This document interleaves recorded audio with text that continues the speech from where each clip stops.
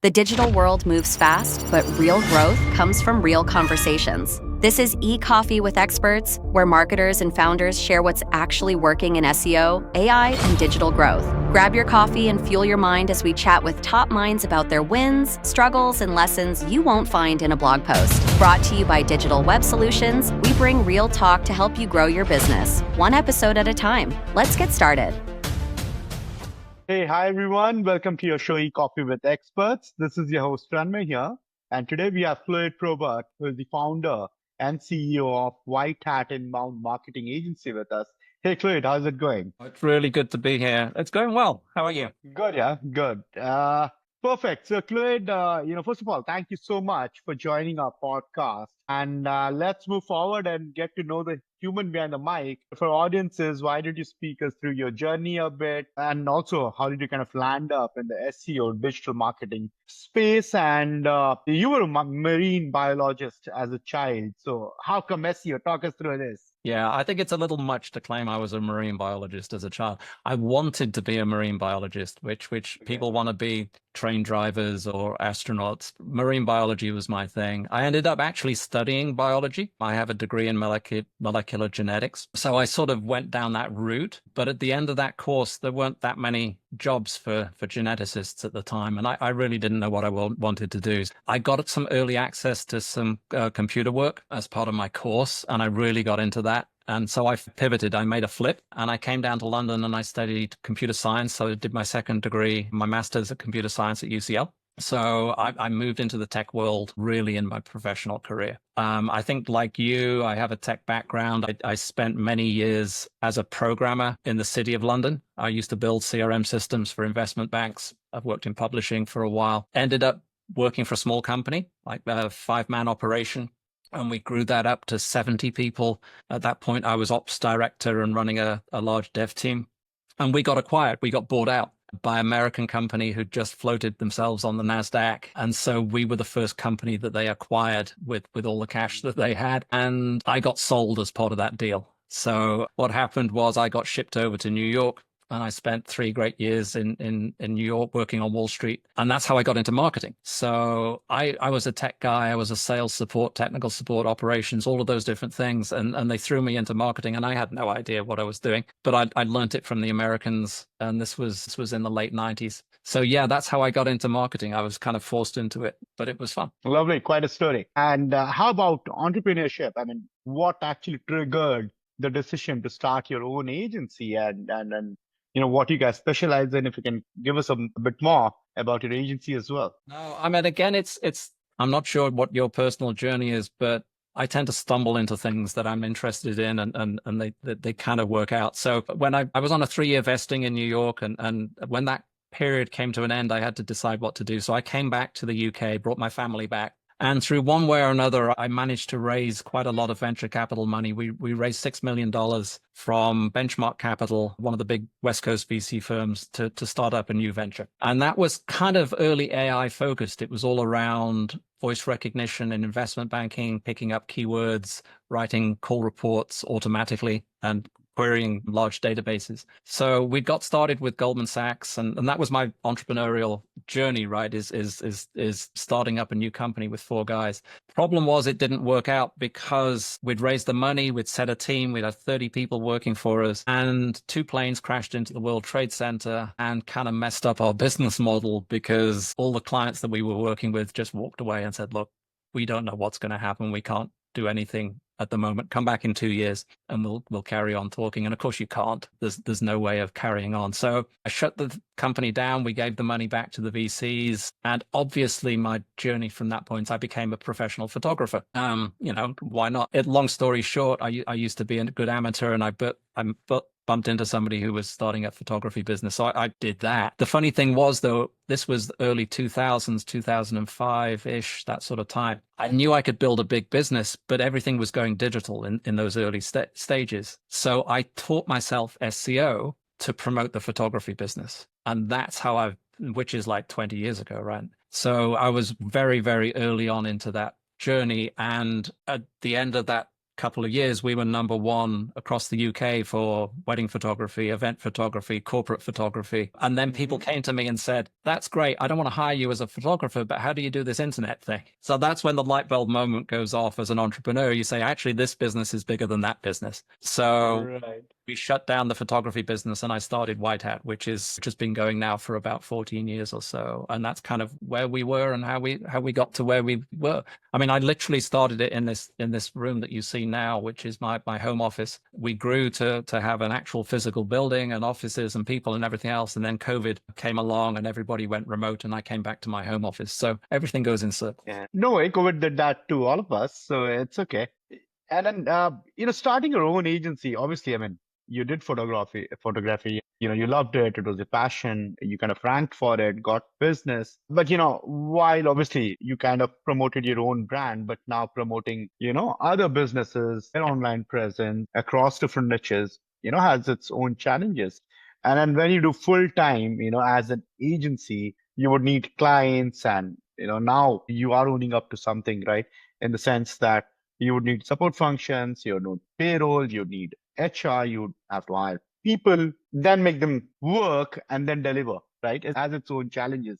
So how was it like in early days, Clode? If you can give us more about the challenges, how did you overcome them? How did you succeed? I don't know who said it, but in order to grow, first you have to do things that don't scale and then you scale them. So what that means is in those early days, in order to build clients, you literally just have to go to lots of networking events. You're almost like knocking on doors, right? You do a ton of stuff in person that you would later hire a team to do, whether it's paying the bills, whether it's, doing sales, whether it's doing marketing, whether it's building web. You do all that stuff yourself until you figure out how to do it, and then you hire teams. But more than anything else, it's systemization that allows you to be consistent in terms of quality and scale. So from a very early days, I understood that we had to systemize the business to the point where even if it was just me, we would have written procedures for everything that was done. What is your quality control? What is the process? What are the different steps that need to be done? Because otherwise, every project is different. Everyone's going to give a different result. Everything is going to be inconsistent. So very, very early, there's a great book on the subject called The E-Myth by Michael Gerber, which was my Bible. And it's a 40-year-old book, something like that. But it really talks about systemization. And there's other books since traction methodology, things like that, which tell you how to build teams, how you can document things, how you can structure everything. And everything we've done is based on systemization. And it could be just simply, putting things in spreadsheets and documents and writing things down. But if you don't do that, you can't grow a business. And it's got nothing to do with marketing or sales. It's basic business management.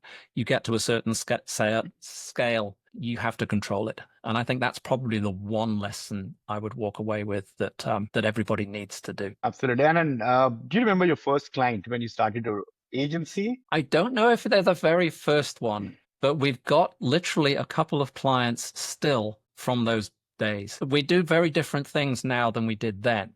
We charge a lot more, for example, than we did back then, because in the early days, you take whatever client walks in the door, right? Because you need to pay the bills. So we would work with very small businesses, dentists, opticians and everything else, local estate agents. Now we work with big corporations, with international businesses, and it's a different type of thing. But literally, I can think off the top of my head, 2 clients. There's a local estate agent and there's a local physiotherapist who have literally been with us ever since. And we've hardly put up the rates in all that time because we have an attraction to them and we continue to drive business for them. And so, there's a physiotherapist and a local estate agent who are still with us after all this time. At least 10 years ago that they were clients and still are now. It's nice to have that. Yeah, I mean, obviously, all these legacy clients, are really close to, our heart. When we started, we still have some legacy clients, who have been with us for 20 years right now. So it makes a lot of sense. When you look back, it is like, looking back at your own journey. And those businesses also grew, with time, it gives you immense satisfaction and joy in terms of seeing them grow. Right? Because you now look at their businesses and what we've done for them and, consistency and the leads that have been generated for them over the years. I mean, they wouldn't carry on paying us unless we were doing good work for them. So it's nice to have that. Absolutely. And moving on, Ken, I mean, you are a big advocate, of AI, right?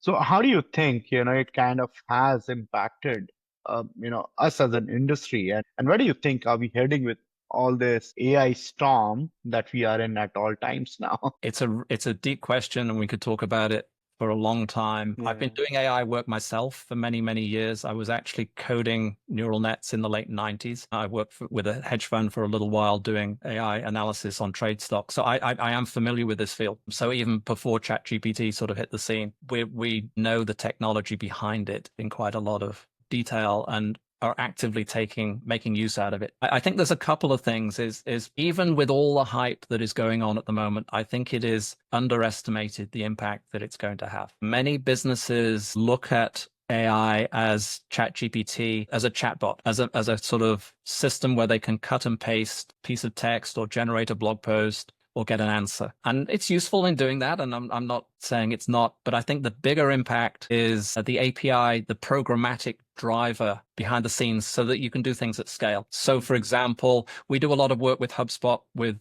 the sort of the inbound methodology of the HubSpot marketing platform. And that isn't just SEO, it's content, it's email, it's social media, it's paid organic, it's all of these different things, website design, everything, right? And AI infuses that entire mix and can do at scale. I'll give you one simple example that we built out for a client recently. Many of our clients have very large databases of contacts, hundreds of thousands, potentially up to 1 million contacts on a CRM database. And most of them don't do anything with those contacts. They just sit there and because you can't send an email out to 1 million people, right? So yeah, even the sort of the semi-targeting that is done, it tends to be broad persona based. So you'd send some subset out to try and get them to convert. What we've found is that we can use AI to do lead scoring across that entire database to pull out the top 5% that are most likely to interact with the customer. And then you take that 5% and you go deep, you research. So the AI can look at their LinkedIn profile.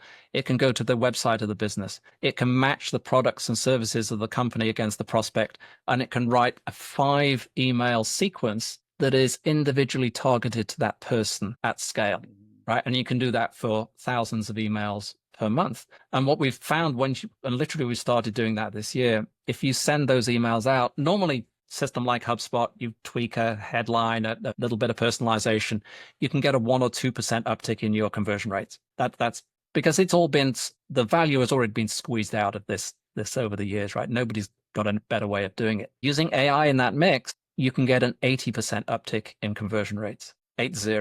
It effectively doubles your ability to convert business. And if you take that and apply it across all the different channels, you can see the impact that can have at business at scale. So suddenly you can do things that you couldn't do before. And that's the thing that companies are missing. When ChatGPT first came out, the standard response was, well, it's a bit of a bubble. I've got no idea what it is going to be. Let's ignore it, right? You've seen the same thing.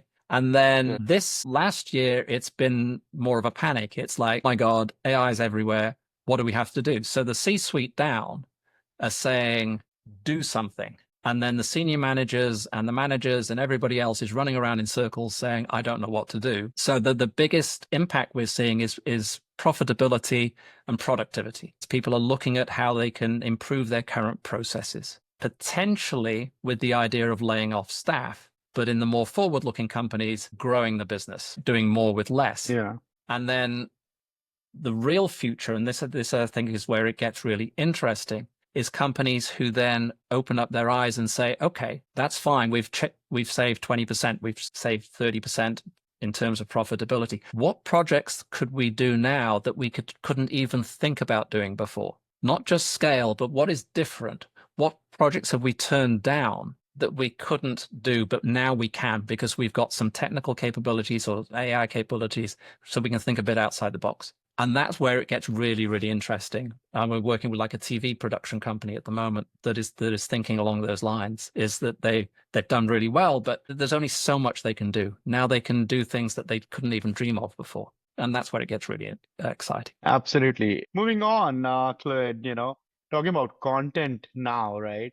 So how do you align content strategy with the SEO goals to drive organic traffic and conversions while maintaining high quality content? Because, with businesses nowadays, obviously, from the perspective that they understand content is that, you have to get ROI out of it, right? They look at content as it has to convert sort of a thing, right? So while you have to maintain the brand voice and everything, you also need to ensure that it converts. So how do you kind of balance it out? Yeah, I think this is a journey that a lot of SEO companies maybe haven't gone down. But in the early days, if somebody came to me as an SEO and said, look, I need to get additional traffic to my site, the classic answer was, oh yeah, you need to create some content. Let's go after these 3 keywords, these 10 keywords.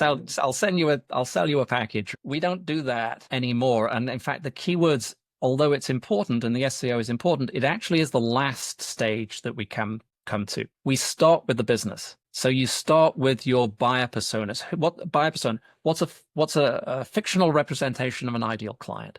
Who's your ideal client? Who would you really want to sell to? That's where you start. And then you break that down with the problems and goals that they have. Yeah. Yeah. What are they trying to achieve in their business? So you've got problems and goals. And you can imagine this is building up to a content strategy. You've got problems and goals, and then you go through a buyer's journey analysis. Buyer's journey is what are the different stages that people go through before they decide to buy from you? And you've got awareness, consideration, decision, right? So now you've got this multi-dimensional matrix of persona, problems and goals, buyer's journey analysis. And now you've got some really specific, you've got this grid and you can fill in the grid. You can say, okay, this particular persona is in the decision stage. We need some content around that. Or it's in the awareness stage. They don't even know we exist yet. We need some content around that. So that is your content strategy. And the quality is really important. I always say, because people tend to talk about volume. Oh, yeah, can you give me 10 blog posts a month or whatever, 2 blog? No, I said, doesn't matter. If it's 1 blog post a month, if it solves somebody's problem and goes deep and is really helpful, that's what you should focus on. Quality, quality, quality. Right? Then you're going to get traffic because you can do backlinks, you can do all these different things to promote it, but nobody's going to read it unless it's any good, right? So because you can get all the traffic you like to a page, it's not going to convert unless it's helping somebody, unless it solves a problem. And you need to do all that analysis to figure out what people's problems are and how you can help them. If you can't help them, then don't even try, right? But generally, the point of content is to provide value to your visitors. And then they will convert, you can put them into the funnels and you can nurture them and do all those things. But you have to do it from the point of value and quality. And that's, I think, where we've been successful, and others have just focused on the technology of generating keywords or content or anything else. Does that make sense? Yeah, absolutely. Good pointers there, I must say. Great, Clyd. This has been a brilliant session, but before we let you go, I would like to play a quick rapid fire. I hope you're game for it. Go for it. All right, your last Google search. My last Google search is Thai restaurants in West London. We need to go out with my wife for a meal. Okay. All right. Talking about meals or talking about outings, where do we find Clyd on Friday evenings after office or after work? Oh gosh. The problem with working from home is that your social calendar tends to get decimated, but we do like to eat out in London, and one favorite place is Century Club in the West End. So I've been a member there for 20 years, so that's kind of one of my favorite places to hang out. All right. And what did you do with the first paycheck, Clyd, live? First paycheck, gosh. My first paycheck, I was hired as a programmer for a for a publishing company. So I suspect I overpaid for my rent. So I was probably took that paycheck and tried to pay off the overdraft when I moved to London for those first few months. All right, we'll not grill you any further, Clyd. You have been a sport. Once again, thank you so much for taking out time to do this with us. And for audiences, how do they reach out to you? Yeah, go to the website. It's whitehat-seo.co.uk, and that's probably the best way to do it. All right, perfect. Cheers, man. Thank you so much. Cheers.